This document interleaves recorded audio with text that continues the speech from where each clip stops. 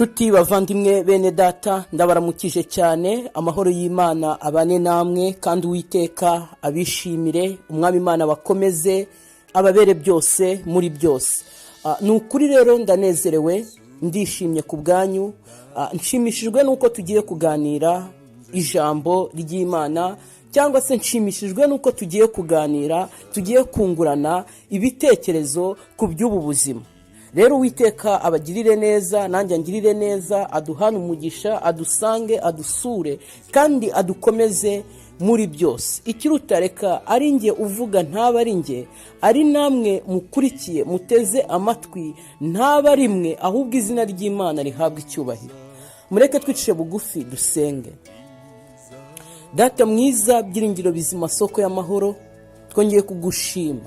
Nukuri turi abanyabyaha, guhera mu bworo bw'ikirenge kugeza mu gitwariro nahazima. Turatekereza tugacumura, twareba tugacumura, ariko Mwami Imana ducishijwe bugufi n'ineza yawe ndetse n'ubuntu bwawe, kugira ngo utubabarire ibicumuro byacu, kugira ngo utubabarire ibyaha byacu. Twebwe abagucumuyeho tukaguhemukira, tukaguhemura. Nukuri ducishijwe bugufi n'urukundo rwawe, kugira ngo utweze, utuboneze, udutunganyirize gukiranuka. Vuba aha ubwo wenda kugaruka ntituzakorwe n'isoni, ahubwo tuzishimire kugusanganira.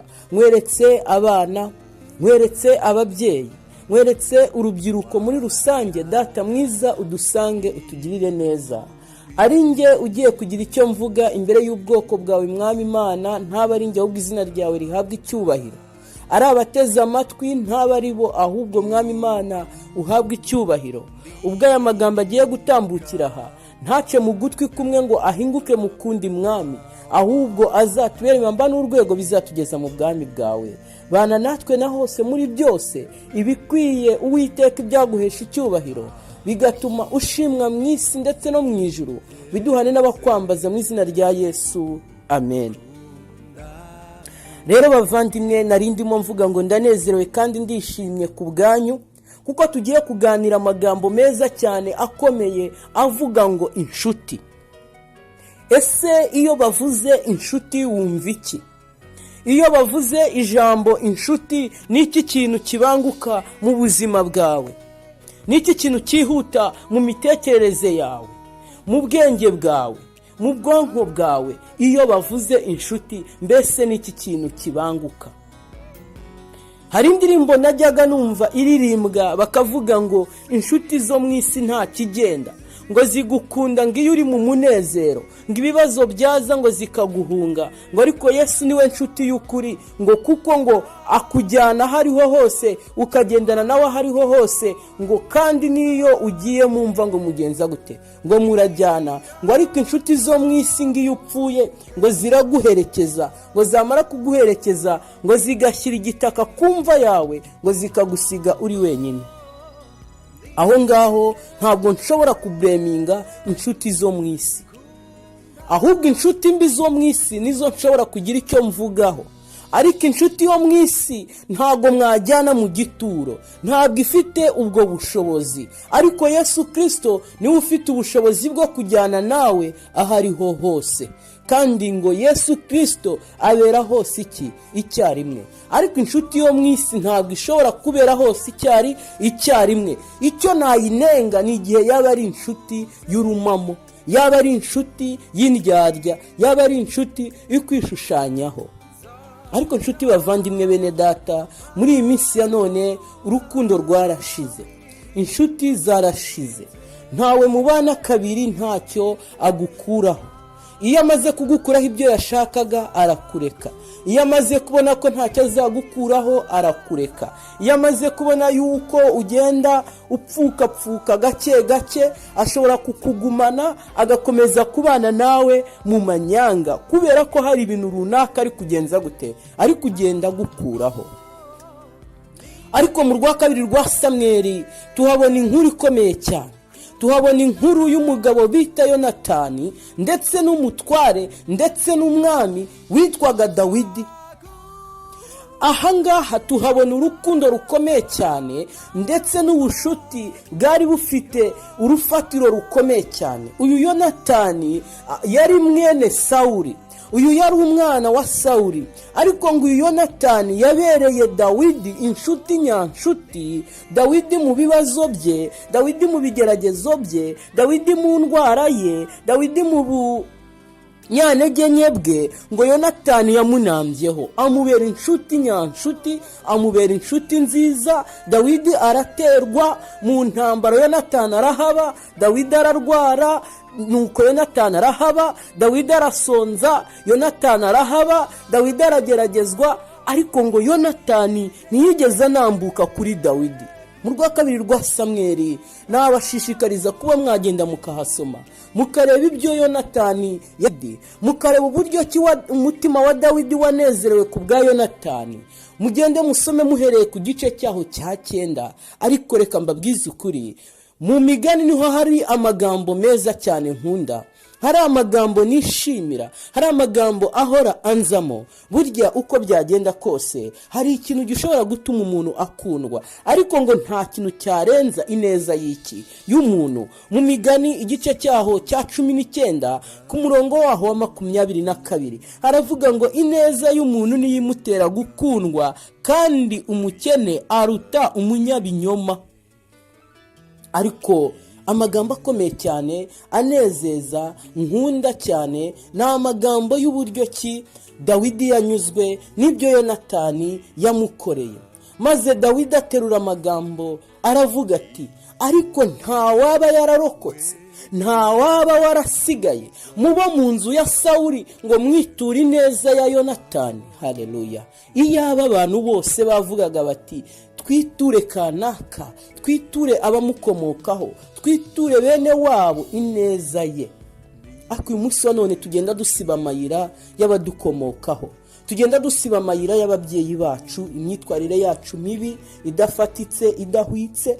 Ariko Dawidi nuko ngo ubuzima bukunze, ibigerageza amaze kubivamo, amaze kubona ko ibintu biri kugenda biza neza, aravuga ngo ariko ntawo mu basawuri uhari ngo mwiture ineza yande ya Yonatani. Icyamu uyu munsi wa none ukagira inshuti nka Yonatani, ukagira inshuti ikakunambaho nk'uko Yonatani yanambye kuri Dawidi. Ariko ikibabaje bene data, inshuti nka Yonatani zarashize, ba Yonatani barapfuye, byararangiye.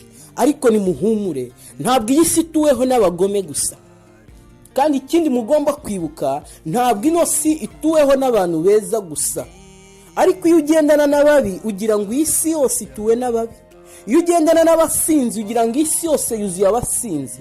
Iyo ugendana n'abakobanyi, abanyamagambo badatanga igitekerezo cyubaka bahora basenya, ugira ngo iyi si n'ubundi ituwemwo n'abanyamagambo. Ariko uko byagenda kose muri iyi si hari abeza ndetse hari n'ababi. Ukwiye rero kuva mu bidafite umumaro, ukwiye kuva mu bidatunganye, ukareka kugendana n'abakobanyi, ukareka kugendana n'abanyamagambo, ukareka kugendana n'abasinzi, ukareka kugendana n'abasenga ibishushanyo, n'abasenga ibigirwamana. Kuko igihe uri kumwe n'abameze gutyo, wibwira ko ariyo nzira y'ubuzima. Kuko iyo uri kumwe n'abantu badafite icyerekezo, nawe ubaho nta cyerekezo ugenje gute ufite. Uba umeze nka rukurikira izindi, kuko uba umeze nk'ibaba mu muyaga. Uzareba ibaba mu muyaga riba ritereganwa rijya hirya rijya hino, kubera yuko nta cyerekezo. Abasore benshi, abakobwa benshi, urubyiruko, urungano rwinshi ruri kugenda rwangirika bitewe n'inshuti mbi, ruri kugenda rwangirika rutewe n'ibigare bibi, ruri kugenda rwangirika bitewe n'amagambo mabi. Igisi akabwira Zeda ati ngewe buri nkunda ti nawe akavuga ati ntabwo nkunda pi. Ugasanga urwango rwa Igisi rwaraje rwinjira muri Zede yanga wayi nta kibazo afitanye na Igisi kubera urwango rw'iki rwazamunyangire. nguko uko abantu babayeho, ugasanga umuntu ati sinemera uriya, sinkunda uriya, n'undi nawe ati nanjye simwemera, sinzaramukunda, kuko nawe utagenza gute, utamukunda. Ibyo nibyo bita madness, n'ubujiji. Mwene data, reka mbabwize ukuri, iyo ugize ibyago ugahura n'inshuti mbi, irakwafekta, ikwicira icyerekezo, yica destination yawe, yica direction yawe, ibintu byose irabyangiza. Ariko iyo uhuye n'inshuti nziza, igufata ukuboko mu bibazo, ikakubwira ati humura, komera, mu bigeragezo ikakubwira iti kora gutya, genza gutya, ihangane. Ariko iyo uhuye n'inshuti mbi, wari umwana wumvira ababyeyi, ugahura n'umwana w'itabi, w'inzoga, w'uburaya, w'ubusambanyi, uwo mwana agenda gushyiramo ya myuka mibi ye. Umunyabwenge yaravuze ngo mbabarira unyereke abo mugendana, abo mwirirwana, abo musangira, nindangiza ndakubwira ugenje gute, uriwe. Abenshi ingeso bafite ziri kugenda zibagora ni ukubera inshuti mbi. Abenshi imico bafite iri kugenda ibananira ni ukubera inshuti mbi. Iyo ugize inshuti mbi birangira nawe ubaye mubi. Ariko iyo ufite inshuti nziza, niyo wari mubi, hari igihe imico yiwe ishobora kugenza gute, ishobora kukuganza. Nubwo bavuga ngo ihene mbi ntawe uyizirika hiye, twe ntabwo turi amahene. Twe tubasha gukoresha amaso, tubasha gukoresha amatwi, tubasha gukoresha umubiri, tubasha gukoresha ubwonko. Dutandukanye n'amatungo, kandi dufite ikintu gikomeye cyane amatungo atagira, icyo bita conscience. Kera conscience cyangwa se umutima nama nicyo kintu umuntu arusha amatungo. Kubanza ugatekereza, ukareba ibintu nimba ari byo cyangwa atari byo, ugashyira mu nyurabwenge, umutima ukagukomanga, wajya kwibutira iviti, wajya gusambana uti hoya, wajya kugambana uti hoya. Icyo nicyo bita kera conscience. Imana izakubaza uko wakoresheje umutima nama wawe. Imana izakubaza uko wakoresheje ubwenge bwawe. Imana izakubaza uko wakoresheje intekerezo zawe. Bya bindi wajyaga gukora umutima ukagukomanga, ukakubwira uti hoya hoya hoya, ugaforosa kubera irari ryawe, ugaforosa kubera kamere yawe, Imana izakubaza ibyo. Mwana w'umukobwa hitamo neza, mwana w'umusore hitamo neza, uhitemo abo mugomba gukora nibyo ukora. Mwana w'umukobwa hitamo neza, uhitemo abo mugomba kugendana, otherwise urahinduka utariwe.